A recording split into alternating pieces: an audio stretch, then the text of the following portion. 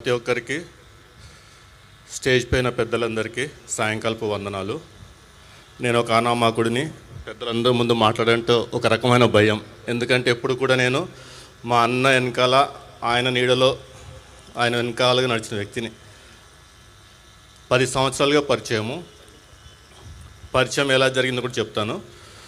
అన్న యొక్క వాగ్దట్టి, ఆయన చేసే డిబేట్స్ చాలా ఇష్టం నాకు.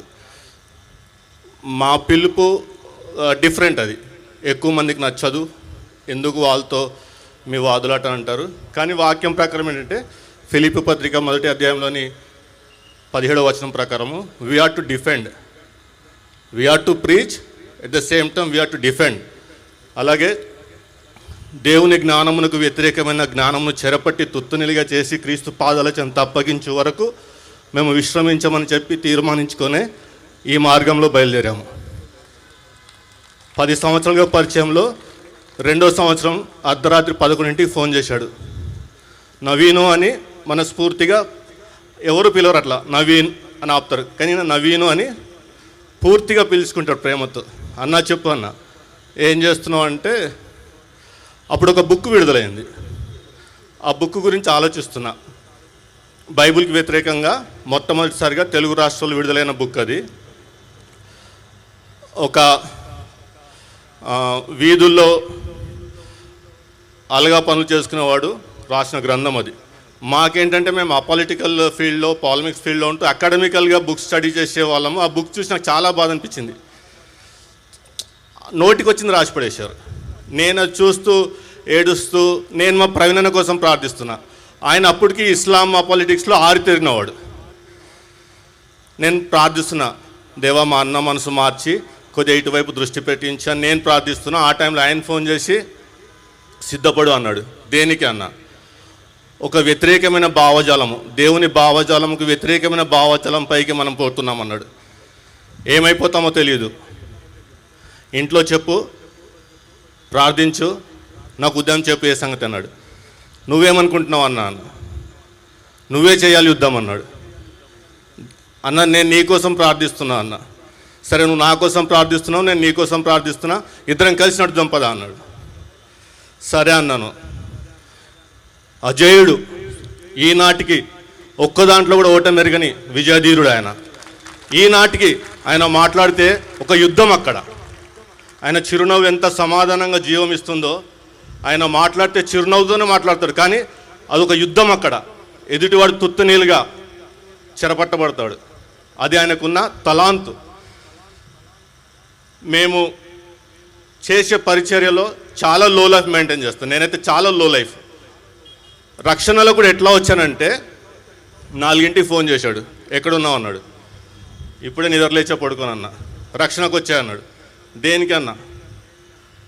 ఒక డిబేట్ ఉంది, ఒక వక్త వస్తా అని చెప్పి రాలేదు, నువ్వు వచ్చా అన్నాడు.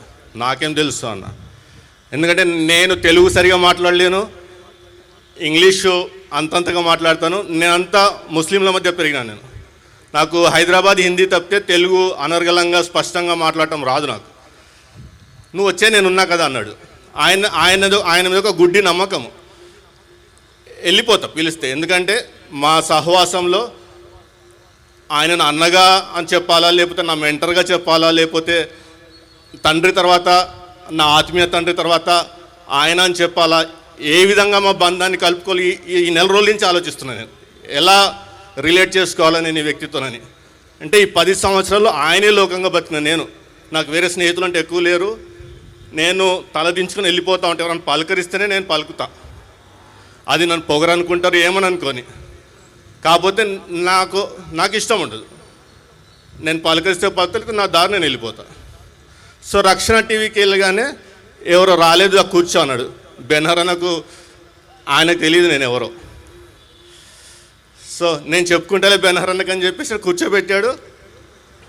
నాకు తెలుగు చాలా రఫ్గా ఉంటుంది, చాలా రఫ్గా ఉంటుంది. నేను ఒక్కసారి మాట్లాడటం స్టార్ట్ చేస్తే నాది ఒకటే ఆలోచన, ఇసుకు ఠోక్నా ఆజ్ ఖతం, ఇసుకు ఠోక్నా ఖతం, నెక్స్ట్ ఛాన్స్ దేనే కచ్చినాయి. ఎందుకంటే I'm representing the king, the ruler of the universe.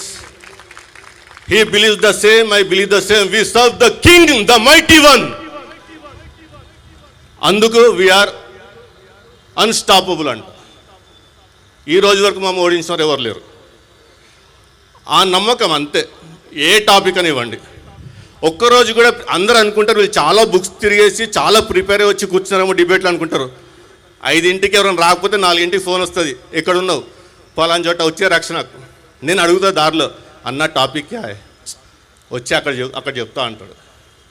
అక్కడ వెళ్ళి ఏంజల్ సిస్టరు వాళ్ళందరూ ఆ టీ ఇచ్చి చేసేలోపు ఇది టాపిక్, ఇది పలానా వక్త అంటాడు.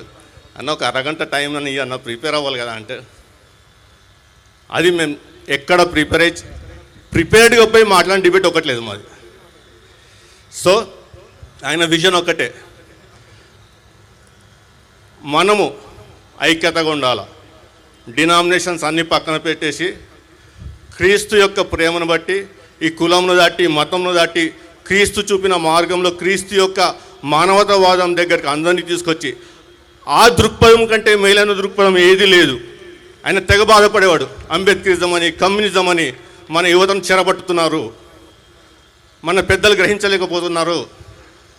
అన్ని ఇజంల కన్నా అసలు తిరుగులేని ఇజము యేసుప్రభు యొక్క దృక్పథం, అతని యొక్క ఐడియాలజీ. ఆ ఇజంలో మన యువత నడవాలా, మన యువత పొలిటికల్గా ఉండాలా, మన యువత అడ్మినిస్ట్రేషన్లో ఉండాలా, మన యువత మన జస్టిస్ ఇచ్చే చోట జస్టిస్ రంగంలో అంటే న్యాయ రంగంలో ఉండాలా, మన యువత పోలీస్ రంగంలో ఉండాలా, మన యువత వైద్య రంగంలో ఉండాలా, మన యువత కుటుంబాలను కట్టే విధంగా ఉండాలా. ఇలా ఇన్ని విధాలుగా ఆలోచించే వ్యక్తి అతను. ఆయన పరిచర్యలో నేను ఒక్క పరిచర్యలో పాలిభాగస్తుని, ఆ పాలిటిక్స్ అండ్ పాలిమిక్స్లో. ఆయన పరిచర్యలు ఇది ఒకటే కాదు, పలు రకాలైన పరిచర్యలు. ఈరోజు అందరూ అంటారు మా వదిన చేయి మాట్లాడట్లేదు, తెలుసు ఆయన ఆమెకు ఏం అప్పగించాడనేది.